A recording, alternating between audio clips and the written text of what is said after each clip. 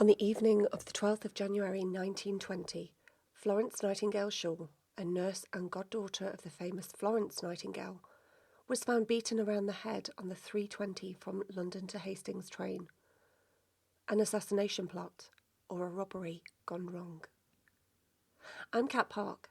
Join me with your favourite tipple as we unfold the details of this inhumane and brutal case of Florence Nightingale Shore unsolved in the Murder Wine Club.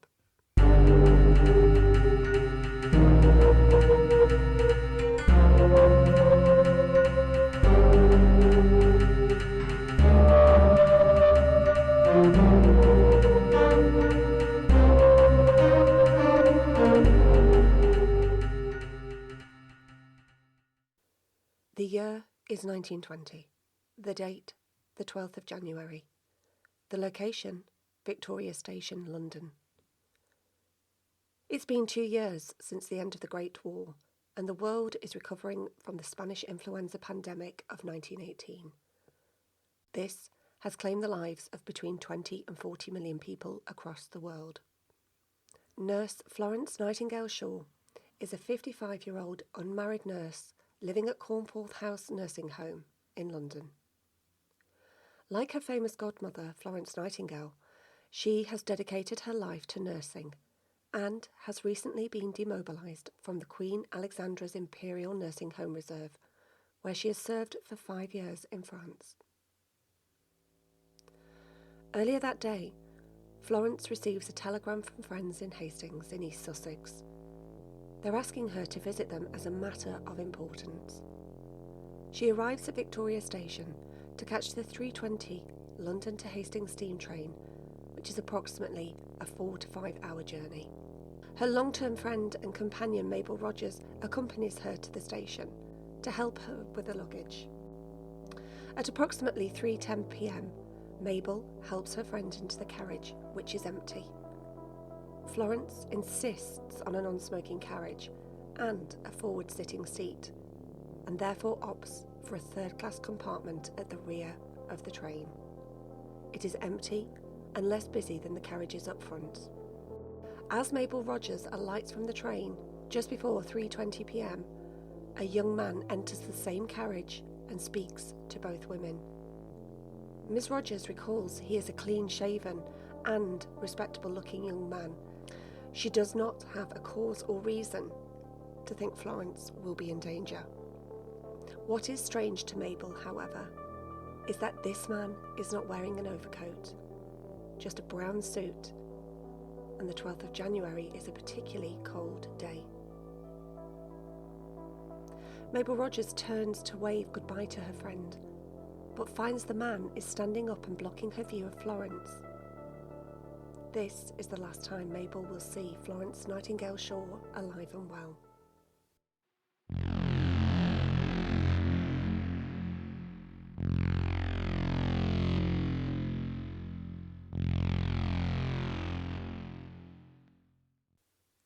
The attack. It is now 3.5 hours into her journey. The train is making good headway, steaming towards its first stop, Lewes Station. It heads into a tunnel just outside Red Hill in Surrey. The tunnel is a mile long, and whilst travelling through it, passengers are plunged into pitch black. It is here Florence's attacker took his or her first of 3 vicious blows to her head, smashing a blunt instrument with such forceful blows that her skull has caved in and fragments of bone are embedded in her brain.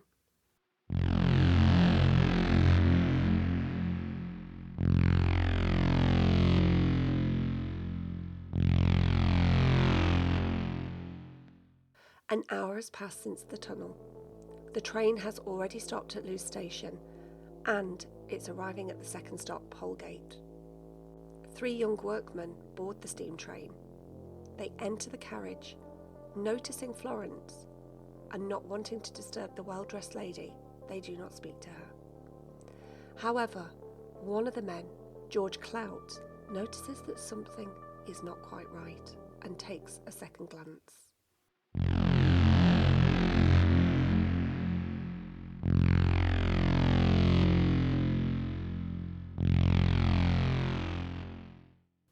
The train is now pulling into Bexhill station and Clout raises the alarm with the guard, Harry Duck. He tells him, "There's a woman back there and she's in a deplorable state." An alarmed Harry Duck finds Florence sitting upright in the corner, apparently reading a book. There's blood splattered on the floor near her feet, and her glasses are also on the floor smashed. These are the only signs that she has been attacked. In a chilling twist to the story, Florence has been staged by her attacker.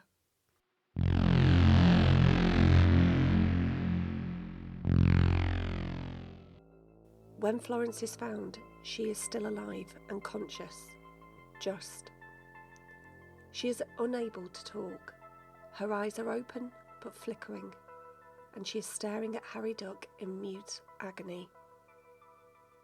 She is dying.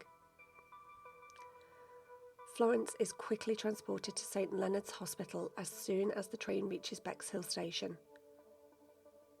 During this time, she tries to give a statement, but it is incoherent. The police discover more bloodstains on the seat cushion where she's been sitting. It is also noticed that there is blood under her petticoats, suggesting the attacker has tried to sexually assault Florence as well.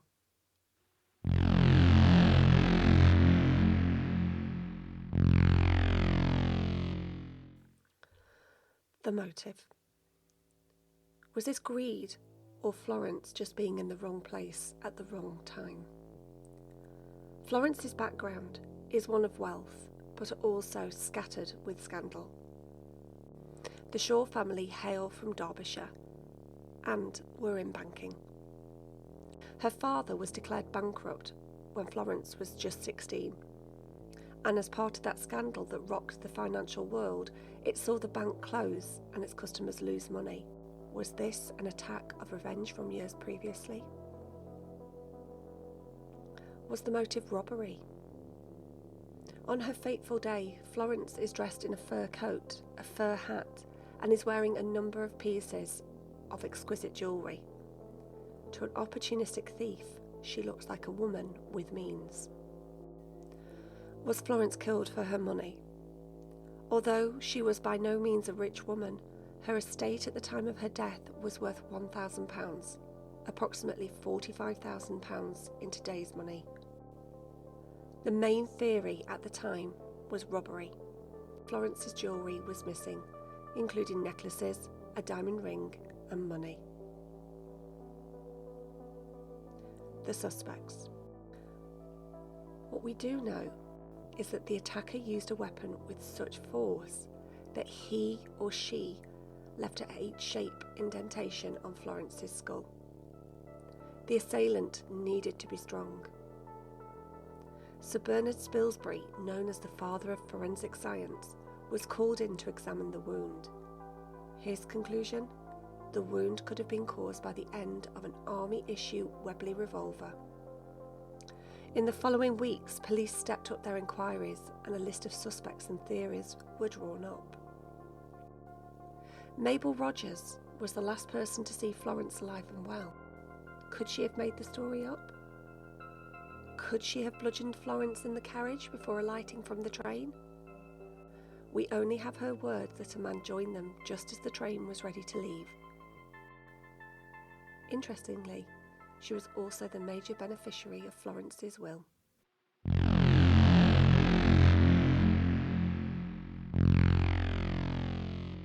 The man in the brown suit. He was described as approximately 27 years old, clean-shaven, with brown, slightly bushy hair, a pale complexion, and a cap that was slighted on one side. Harry Duck, the guard who initially attended the crime scene, reports that he believes that he saw the killer hurrying from the train at Lewes Station. This man brought attention to himself by the very fact he left the train the wrong way. The train is 12 carriages long and Lewes Station only a short platform. Passengers wanting to alight needed to do so from the front of the train only. Harry noticed a young man matching the description, leaping down from one of the carriages at the back onto the track, which was a drop of about 4 feet. Harry shouted to him, but the man just wandered into the night.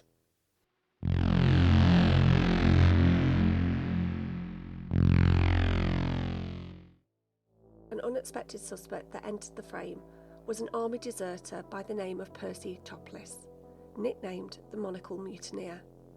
Percy was being hunted for murder while on the run from the military police. Whilst Percy was on the run, there had been a spate of violent robberies, which was the link to Florence's murder. He was killed resisting arrest in the north of England and was never able to help police with their inquiries. The Mystery Man. As expected with such a vicious crime, reporters were hot on the case, and one such reporter interviewed a passenger on the train, a one John Smith of Brighton, who claimed to have seen the body in the carriage. What made John Smith a person of interest was his thorough knowledge of the crime scene. He reported that he had seen Florence slumped in her seat with blood running down her face, all huddled up in a semi-lying position. He went on to describe how Florence was not only moving her eyes, but also her left hand. Her bag had been rifled through, and there was blood on her undergarments. Facts that had not been released to the public. How did he know these things unless he had examined the body? If he had, why had he not summoned help? When the police looked more into John Smith, they determined that no one remembered him travelling on the train, and he simply disappeared into thin air.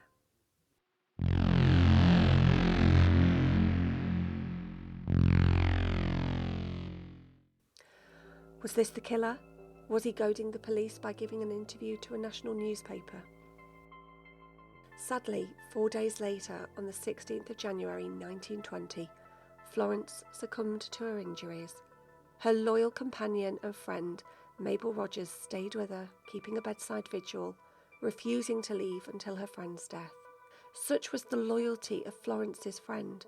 When she received the horrendous call that Florence had been attacked, she drove through the night to reach Florence, arriving in Hastings at 3 a.m. Can you solve the murder on the 3:20 to Hastings? It's now over to you. You have the facts. Come and join us in the Murder Wine Club. The link is in the show notes below, where we can top up our glasses and discuss our suspect list and more details of the case.